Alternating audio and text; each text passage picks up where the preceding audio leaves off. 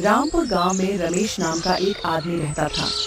वो केवल उतने ही पैसे कमा पाता था जिससे उसका घर चल सके। उसका जीवन बहुत मुश्किल से गुजर रहा था। रमेश का एक लड़का था जिसका नाम गोलू था। गोलू की स्कूल की फीस जमा न होने के कारण गोलू को स्कूल से निकाल दिया गया था, जिससे रमेश बहुत दुखी होता है। फिर रमेश अपने बचपन के दोस्त संजीव को कॉल करता है। सुनो, कोई फोन पर तुमसे बात करना चाहता है। कह रहा है कि बहुत जरूरी काम है।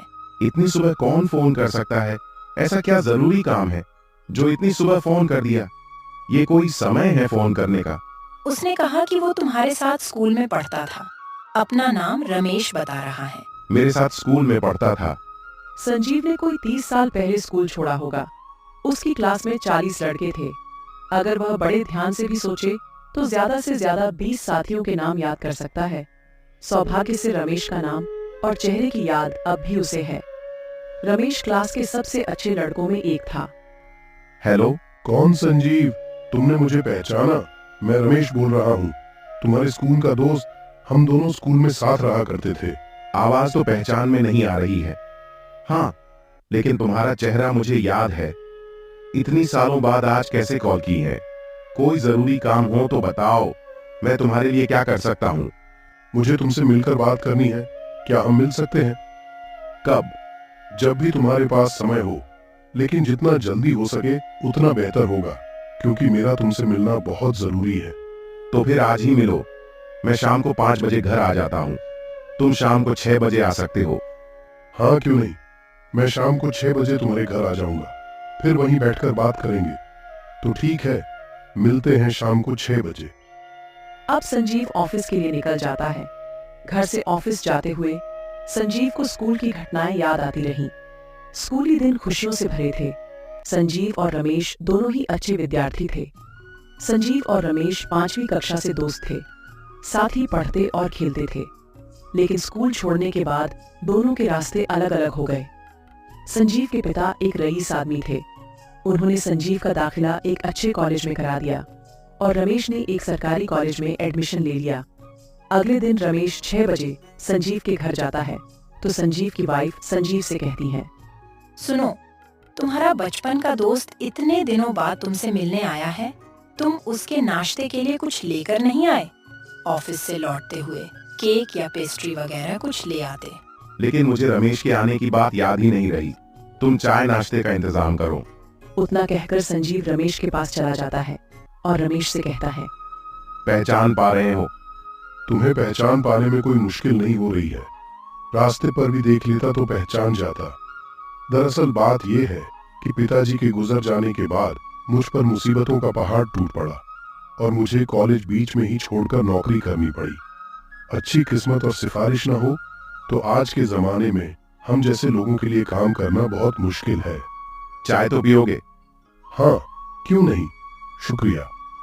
संजीव ने अपनी पत्नी को बुलाकर 2 कप चाय लाने को कहा और मन ही मन ये सोचा कि अच्छा हुआ वो इस गरीब आदमी के लिए केक या पेस्ट्री जैसी कोई भी महंगी चीज नहीं लाया। इसके लिए तो एक प्लेट बिस्कुट भी काफी है। तुम सोच भी नहीं सकते, आज दिन भर न जाने कितनी पुरानी बातें याद करता रहा। सारे दिन दिमाग में बस स्कूल की बातें ही चलती रही। संजीव रमेश के सामने ये बात स्वीकार नहीं करना चाहता था कि उसने भी आज बहुत सा समय पुरानी बातें याद करते हुए बिताया है। जहाँ तक मुझे याद है, हम दोनों की उम्र में ज्यादा अंतर नहीं है। हाँ, बल्कि मैं तुमसे कोई 3-4 साल छोटा ही हूँ। फिर तुम्हारी ये हालत कैसे हुई? तुम्हारे तो सारे बाल उड़ गए हैं। तुम्हें देखने पर ऐसा मालूम होता है जैसे तुम 60 साल के हो। परेशानी और तनाव के सिवा और क्या वजह होगी। हालांकि बाल उड़ जाना तो हमारे परिवार में पहले से ही रहा है। मेरे बाप और दादा दोनों ही उम्र से पहले गंजे हो गए थे। सिर्फ 35 साल की उम्र में मेरे गाल धंस गए हैं, हाड़ तोड़ मेहनत की वजह से। और ढंग का खाना कहाँ नसीब होता है। और तुम लोगों की तरह मेज कुर्सी पर बैठकर तो हम लोग काम नहीं करते। पिछले 7 साल से एक कारखाने में काम कर रहा हूँ। इसके बाद मेडिकल सेल्समैन के नाते इधर उधर की भाग दौड़, बीमे की दलाली, इसकी दलाली, उसकी दलाली, किसी एक काम में ठीक से जुटे रहना अपने नसीब में कहाँ रखा है। अपने ही जाल में फंसी मकड़ी की तरह इधर उधर घूमता रहता हूँ, और एक वक्त के बाद मेरे शरीर ने भी मेरा साथ देना बंद कर दिया। तुम तो मेरी हालत देख ही रहे हो। उतने में ही संजीव की पत्नी चाय और समोसे ले आती है और मेज पर रख देती है। भले आदमी ने आव देखा ना ताव, झट से एक समोसा उठाकर खा लिया और फिर बोला, तुम समोसा नहीं लोगे? नहीं, मैंने अभी खाया है। एक तो ले लो। नहीं, तुम खाओ। बेटे के इम्तिहान सिर पर है, और मेरी परेशानी यह है संजीव कि मैं उसके लिए फीस के रुपए कहां से जुटाऊं, कुछ समझ में नहीं आ रहा है। पता है, मेरा बेटा बड़ा होशियार है।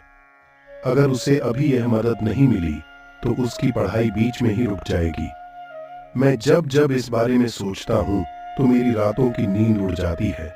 इसलिए मैं सोच रहा था कि अगर तुम 100-200 रुपए अपने इस पुराने दोस्त को दे सको तो। Very sorry.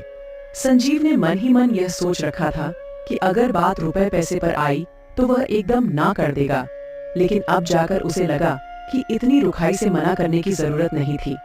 इसलिए अपनी गलती की मरम्मत करते हुए उसने बड़ी नरमी से कहा, सॉरी भाई, अभी मेरे पास कैश नहीं है। तो मैं कल आ सकता हूँ, या जब भी तुम्हारे पास समय हो। मैं कलकत्ता के बाहर रहूंगा, 2 दिन बाद लौटूंगा। तुम रविवार को आ जाओ।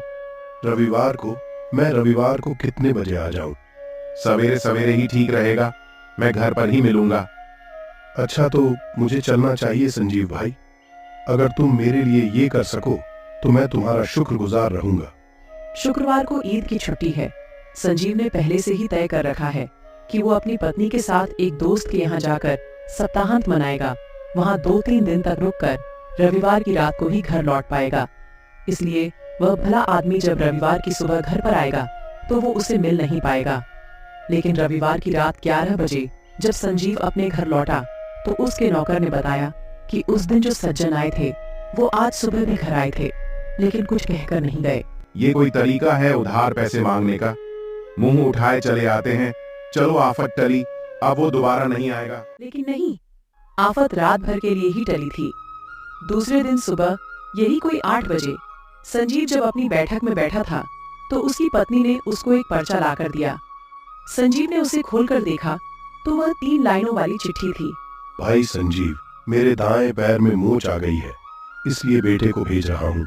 सहायता के तौर पर जो थोड़ा बहुत बन सके इसको दे देना। तुम्हारी बड़ी कृपा होगी, निराश नहीं करोगे। इस आशा के साथ, तुम्हारा रमेश। संजीव समझ गया अब कोई चारा नहीं है। उसने सोचा जैसे भी हो थोड़े बहुत पैसे देकर इस आदमी से जान छुड़ा लो। और फिर संजीव ने अपनी पत्नी से कहा, जाओ बच्चे को अंदर बुलाकर लाओ। थोड़ी देर बाद ही एक 13-14 साल का लड़का दरवाजे से अंदर दाखिल हुआ। संजीव के पास आकर उसने प्रणाम किया। नमस्ते अंकल। बैठ जाओ। क्या नाम है तुम्हारा? जी, मेरा नाम मोहित है। कौन सी क्लास में पढ़ते हो? जी, 10वीं में। फिर संजीव ने बच्चे को एक लिफाफा दिया है जिसमें पैसे होते हैं। इसमें रुपए हैं, बड़ी सावधानी से ले जाना। तुम घर कैसे जाओगे? बस से जाओगे या ऑटो से? जी, मैं पैदल जाऊंगा। पैदल? तुम्हारा घर कहाँ है? मिर्जापुर स्टेशन। भला इतनी दूर पैदल जाओगे? पिताजी ने पैदल ही आने को कहा है। अच्छा, तो फिर एक काम करो, तुम 1 घंटा यहीं बैठो, ठीक है? नाश्ता कर लो। यहाँ ढेर सारी किताबें हैं, इन्हें देखो। मैं 9 बजे दफ्तर निकलूंगा। मुझे दफ्तर छोड़ने के बाद मेरी गाड़ी तुम्हें तुम्हारे घर छोड़ देगी। तुम ड्राइवर को अपना रास्ता बता सकोगे ना? जी हाँ, मुझे यहाँ के सब रास्ते मालूम हैं। मैं तो अपने स्कूल भी पैदल ही जाता हूँ। पापा कहते हैं पैदल चलना सेहत के लिए अच्छा होता है। हम भी बचपन में पैदल ही जाया करते थे। संजीव बच्चे से बात करके आज अपने को बहुत ही हल्का महसूस कर रहा था और साथ ही बहुत ही खुश था। रमेश को देखकर पहचान न पाने के बावजूद उसके बेटे मोहित में उसने अपना 30 साल पुराना दोस्त पा लिया था।